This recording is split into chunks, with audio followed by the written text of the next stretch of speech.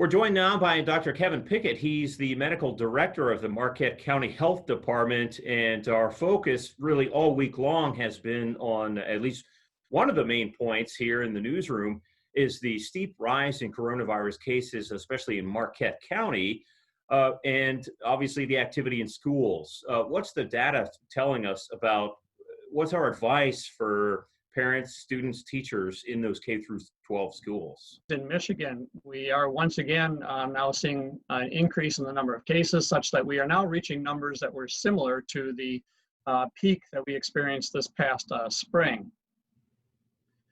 And these are the deaths, and which was far more substantial in the spring than what we are currently seeing, although we are now starting to see an increase. And so that's concerning as well. And likewise, people are hearing about increased hospitalizations, and particularly also in Wisconsin. But this is a map of the state of Michigan by different locations, and we're focusing on the UP. And this is in the last month. And particularly Marquette and Alger here, you can see that although we were the lighter orange color, we progressively have been getting darker and now really in the dark orange and red. And likewise, our counties around us have remained fairly hot spots. This is the map of Michigan, and I would think at this point, your eye was drawn pretty quickly to that very red blotch just to the south of us, which essentially is the northeast corner of Wisconsin, which is about a half to 2/3 of that state. So they are seeing substantial cases, and this is what that map looks like close up over the past month, where lighter oranges to progressively more to the point now where we're dealing with primarily reds. And this is actually what their epidemiologic curve looks like, where they've really never had a prolonged slowdown. It's just a series of surges, a little bit of a drop off, another surge, even more substantial, a little drop off, and then the biggest surge most recently. And their deaths are increasing and their hospitalizations are increasing. Now this is the Upper Peninsula, and this is the number of cases that we had been experiencing since the beginning of this back in March. And really this line is almost such a you can't see it until the summer. We started increasing. And unfortunately, since mid-September, you can see the substantial increase such that we've surpassed this 150 cases per million, which is the bar that the state sets for the highest level of risk. And we are now at a level of about 330 per million cases. So we're more than twice on that high level for highest risk in the state of Michigan. This is a kind of a comparison of the different counties, and you know, we are seeing different changes that are occurring. Iron County had peaked, like Houghton. Houghton has continued to drop down. That's the orange line. Iron County was dropping down, but they've picked up again, and now they still are posting the higher rates.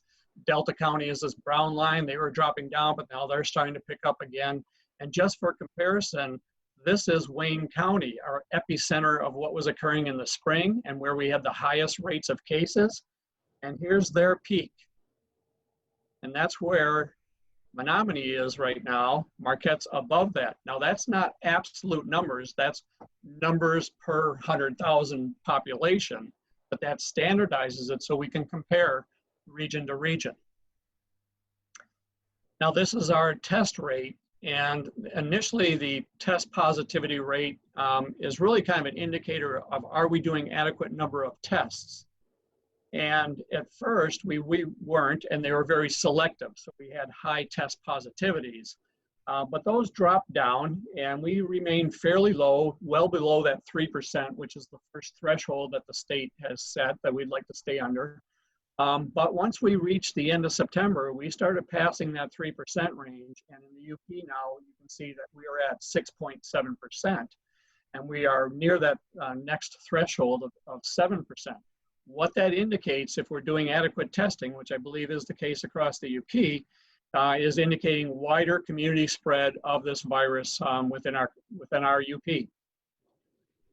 So now this is the emergency department utilization across the UP. And remember back in the spring, that was our typical winter, cold and flu season.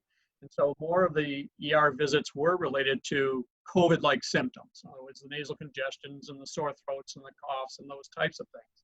They, of course, usually go down in the summer. And also we didn't see, a substantial increase even with our increased cases that began until around mid-September. And we were starting to see an increased proportion of the cases of people that are going to the emergency department have at least symptoms consistent with COVID. That doesn't mean they were diagnosed with it.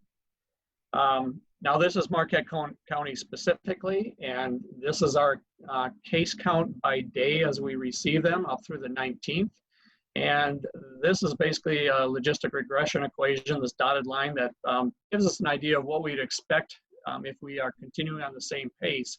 And you can see that basically at the beginning of October, we shot well off that line, and we are escalating. We are in an accelerated phase of the growth of this.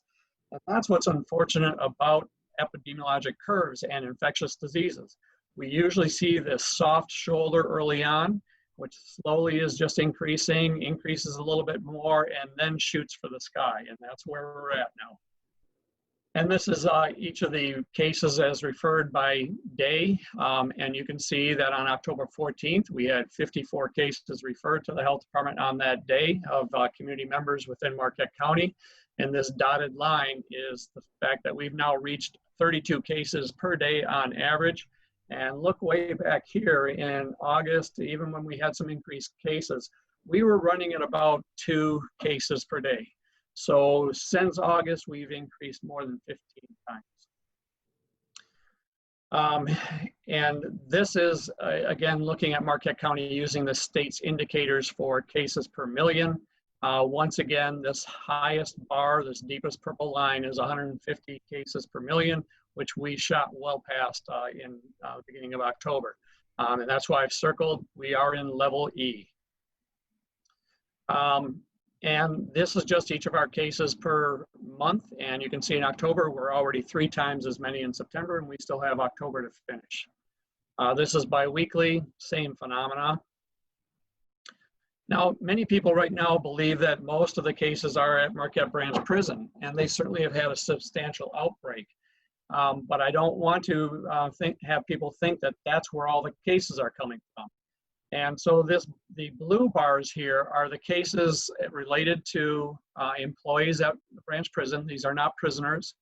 And this is how we've received them each day versus the orange bar, which is the cases in the community not employed at the prison.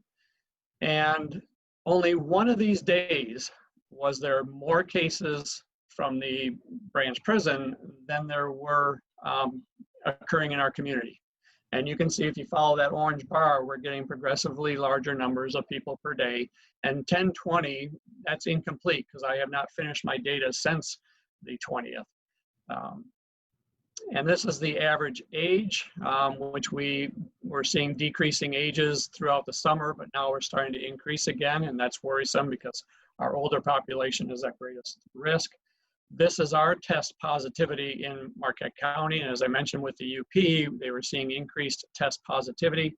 Here's what we just did from 2.8% on week 41 to 8.9% in week 42, which was last week. And we currently are at 11% this week. So that does indicate also that we are seeing progressive increased transmission of this virus across the community. One of the other metrics that is utilized is related to hospitalizations. This is representative across the UP, but specifically here, UPHS does mean the entire UPH system, which includes Portage, Bell, and Marquette. But generally speaking, in the recent numbers, the majority of these are at Marquette, and generally speaking, the ICU cases are all at Marquette. So what I believe Gar Atchison had mentioned on your show recently is that the levels that we are currently seeing exceed the levels we ever saw in the spring. And I believe the highest number at that time was 6. We are 3 times higher. And once again, this is across the UP, but we are seeing more deaths. In fact, far more deaths than we saw in the beginning of this. So those are the metrics that we provide to the school. We indicate the trend and how they unfortunately are significantly worsening. And Sean, I think you'll appreciate, since you do the weather often, that you understand trying to forecast and how I can't say for certain what is happening, but it sure looks like it's raining right now, and that in the front of us are very dark skies with lightning all around. You realize that there's a fair amount of controversy in all of this, anywhere from whether we're talking about online instruction at school to no keeping the kids in school all the time, to wearing a mask, not wearing a mask, to not traveling, to traveling. I mean, there's no end in the differences in opinion on this. And this is really where I guess I would say you're trying to take into account what is it that the parents, in conjunction with the teachers and the principals and superintendents, want in regards to education, because education is important, and is it just as effective online versus in person? And what are the concerns that you have in regards to kids getting this illness, which for the most part they do really quite well, but they are vectors. They do transmit it to other individuals. There's even been controversy to what degree children transmit it to others, but we know it happens. And